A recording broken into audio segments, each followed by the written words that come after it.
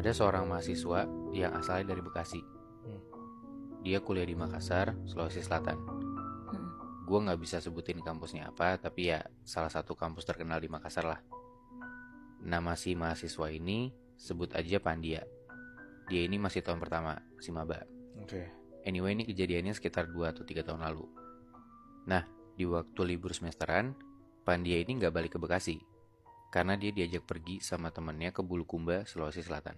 Nah, sebut aja nama temennya yang ngajak ini Guntur. Hmm. Nah, Pandia nanya dong, "Hah, ngapain ke Bulukumba?" Si Guntur jawab, "Berpetualang." Nggak deng, gue mau riset nih. Nah, jadi ceritanya tuh, si Guntur ini tuh emang doyan banget sama hal-hal mistis. Dan dia tuh ngasih tahu ke Pandia kalau dia udah ngecek-ngecek di internet. Di Bulukumba tuh ada satu suku yang namanya suku Kajang. Saking dalamnya risetnya si Guntur ini, dia ngasih tahu nih ke si Pandia, orang-orang suku Kajang tuh mereka semuanya bajunya hitam-hitam. Terus mereka tuh gak pakai alas kaki, hidupnya sederhana banget deh. Terus kayak suku Kajang ini tuh udah terkenal banget sama ilmu mistisnya yang tinggi banget. Nama ilmunya ini Doti.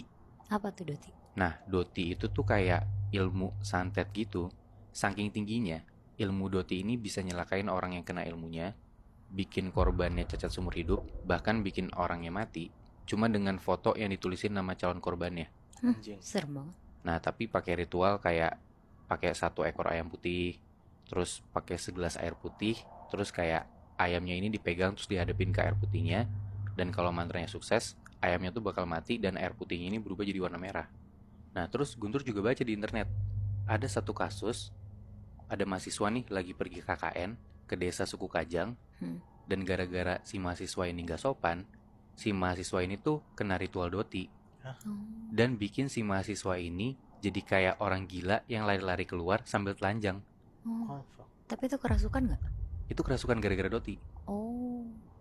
Nah, semua info itu tuh dikasih tahu sama Guntur ke Pandia, dan Guntur minta ditemenin buat kesana. Awalnya tuh Pandia sebenarnya nggak mau karena ya serem banget kan. Tapi Guntur bilang dia baca di internet kalau misalkan orang suku Kajang ini sebenarnya baik-baik banget, dan asalkan mereka nggak macem-macem, semua bakal aman-aman aja. Akhirnya setelah dirayu-rayu, akhirnya Pandia ikutlah sama Guntur buat kesana.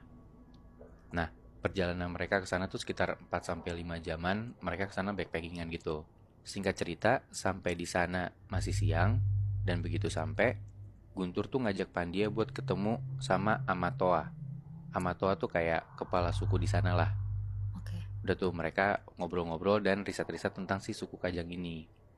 Nah, di tempatnya Amatoa itu tuh Pandia sama Guntur nggak ngelihat ada ritual Doti ini sama sesajen-sesajen yang mereka tahu buat ngelakuin si ritual Doti ini. Ya. Si sesajen-sesajen itu tuh nggak ada gitu loh.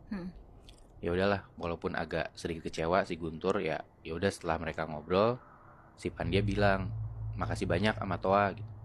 Sedangkan si Guntur nggak bilang makasih sama sekali ke Amatoa ini. Bahkan pas jalan keluar dari tempatnya si Amatoa ini, si Guntur tuh kayak nyebut nama asli si Amatoa ini, bisik-bisik ke Pandia gitu. Padahal nggak boleh, karena kepala suku atau Amatoa ini tuh saking dihormatinnya, itu cuma boleh dipanggil Amatoa, nggak boleh dipanggil nama aslinya. Pandia sempat ngomelin Guntur di situ karena kesannya nggak sopan kan. Iya. Ya udah tuh, hari itu udah mulai malam, mereka tidur, kayak mereka dikasih satu rumah sederhana gitulah. Mereka tidur berdua di situ. Paginya, Pandia bangun, dan dia tuh kaget banget. Karena pas Pandia bangun, tiba-tiba Guntur itu udah berdiri persis di depan mata Pandia. Guntur sambil senyum-senyum, pakai baju, tapi nggak pakai celana sama sekali. Dia ngapain? Dia cuma berdiri di situ aja, dan setelah itu Nat, Guntur ini ketawa-tawa dan langsung lari keluar rumah. Gak pakai celana. Wah. Di situ Pandia kaget banget dan langsung ngejar Guntur, terus nyeret Guntur buat masuk ke dalam rumah kan. Ya di situ Pandia bingung banget kayak, lu gila ya, lu ngapain sih Tur? Tapi di situ Guntur cuma ketawa-tawa doang kayak orang gila gitu loh. Sampai akhirnya Pandia kesel, tiba-tiba Pandia nampar Guntur. Seketika Guntur malah marah balik ke Pandia. Kalau nampar gua? Terus si Guntur ngelihat ke arah bawah, dan dia baru sadar kalau dia nggak pakai celana. Guntur makin bingung, kok gua nggak pakai celana? Di situ Pandia cuma bisa marah-marah, jangan bikin malu lah Tur, kita lagi tempat orang nih.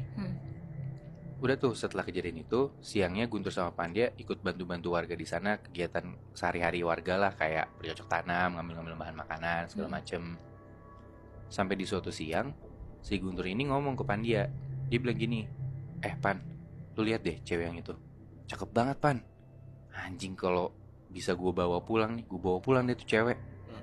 Pandia ngomel dong. Dia bilang ke Guntur, Tur, lu sendiri yang bilang kalau di sini mesti sopan. Lu jangan aneh-aneh deh. Kalau lu aneh lagi, gue tinggal di sini. Udah tuh, dari situ akhirnya Guntur mulai diem. Dia nggak ngomong aneh-aneh lagi. Singkat cerita, hari udah mulai gelap. Mereka balik lagi ke rumah. Mereka berdua tidur. Besok paginya, pas Pandia bangun, Guntur tuh udah berdiri lagi di depan Pandia. Dan sama, gak pakai celana lagi. Tapi kali ini, sorry ya, dari alat kemaluannya Guntur, itu tiba-tiba keluar darah. Anjing. Pandia panik dong. Dia bilang, Tur, lo kenapa Tur? Guntur cuma diem aja gak jawab apa-apa. Akhirnya Pandia langsung mikir buat minta tolong ke Amatoa. Langsung tuh Pandia lari ke rumah Amatoa. Dia langsung masuk gitu aja. Dan disitu Pandia kaget banget. Karena disitu Pandia ngeliat si Amatoa ini lagi duduk. Dan di depan dia tuh ada ayam putih yang udah mati. Dan ada segelas air yang warnanya merah. Dan lu tahu, entah dari mana, tiba-tiba ada foto Guntur di situ. Wah, di situ Pandia kaget dan panik banget. Karena ya si Amatoa itu lagi ngejalanin ritual doti kan. Iya. Dan yang lagi kena ritual ini temennya Pandia sendiri, si Guntur. Pandia langsung mohon-mohon lah, kayak minta maaf dan nanya kenapa kok temennya dia diritualin kayak gini. Ternyata si Amatoa ini tuh tahu kalau Guntur tuh secara sengaja ngelakuin hal-hal yang gak sopan. Mulai dari pertama kali mereka masuk ke sana tuh gak pakai pakaian hitam. Awalnya masih oke lah. Tapi setelah ngobrol sama Amatoa, Guntur ini nyebut nama Amatoa itu kan. Yang dia ngomong ke Pandia, Amatoanya tuh ternyata denger Guntur nyebut nama aslinya dia. Terus Amatoa tuh juga tahu kalau Guntur ternyata ngomong gak sopan di hari kedua. Yang ngomong soal cewek yang dia mau bawa pulang. Ternyata si cewek ini juga denger. Dan akhirnya cewek ini yang ternyata kerabat deketnya Amatoa juga, itu ngadu ke Amatoa. Dari situ Pandia udah gak bisa ngomong apa-apa lagi selain kayak cuma minta maaf doang. Dan Pandia tuh mohon-mohon buat temennya, ya emang salah tapi tolong disembuhin lah. Dan mereka janji buat gak ngelakuin ini lagi. Setelah Pandia udah ngomong kayak gitu, akhirnya si Amatoa ini bilang, intinya mereka harus keluar dari sini secepatnya dan jangan pernah balik lagi. Gak pakai pikir panjang, Pandia langsung cabut lari ke tempatnya Guntur. Sampai di rumah itu, Guntur masih gak karuan. Sambil panik dan buru-buru gitu, Pandia ini nampar Guntur lagi dan akhirnya Guntur sadar. Dan di situ Pandia langsung beresin barang-barang mereka dan minta Guntur buat pulang saat itu juga. Karena ya Pandia takut banget kan kalau sampai mereka tuh gak nurutin apa yang dibilang Amatoa ini buat keluar dari desa itu. Tapi Guntur tahu Bi, kalau misalnya alat kemaluan itu berdarah. Iya, dia udah sadar Muy. Nah cuman kayak si Guntur tuh ngerasa kayak yang bisa nyembuhin dia tuh cuma si Amatoa ini gitu loh. Tapi Guntur gak tahu kan kalau misalnya Pandia ini udah disuruh sama Amatoa itu buat pergi saat itu juga. Iya. Akhirnya Pandia bilang ke Guntur, Amatoa bilang kalau sampai matahari terbenam mereka berdua gak pergi, ada sesuatu yang lebih parah lagi, yang bahkan lo gak bisa keluar dari sini hidup-hidup Tur. Dari situ akhirnya udahlah, Guntur manut dan mereka untungnya bisa cabut dari sana. Apa yang terjadi sama Guntur akhirnya hilang. Dan setelah itu Guntur sama Pandia gak pernah lagi mau ke sana. Tapi akhirnya Guntur tuh gak kenapa-napa pas dia udah pulang. Untungnya sih gak kenapa-napa Nat. Ya walaupun sebelumnya ya tadi gue bilang. Iya makanya parah juga kan itu. Anjing, dia yang mau nyamperin buat ngeliat ritualnya tapi dia sendiri yang kena ya. Iya makanya Muy. Jadi kayak kalau menurut gue tuh saking sotoynya si Guntur ini, dia kayak nyoba-nyoba sendiri juga gitu loh buat bikin gak sopan. Sampai saking dia mau tahu Doti ini kayak gimana gitu loh. Cuman ya dia yang kena sendiri akhirnya.